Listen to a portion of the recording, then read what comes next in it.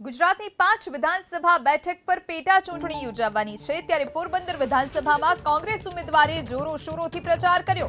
કોંગ્રેસ ઉમેદવાર Raju ઓડેદરાનો door to door પ્રચાર શરૂ થયો। ગામે ગામ જઈ રાજુ ઓડેદરા માંગી રહ્યા છે મત।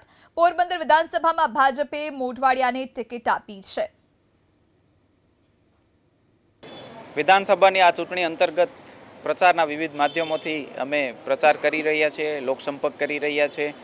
પોરબંદરના ઘણા બધા વોર્ડમાં પ્રચાર કાર્ય છે એ કરી લીધું છે। આજે પોરબંદરની મેઇન બજાર જે બધી છે એમાં પ્રચાર કાર્ય ચાલુ કર્યું છે।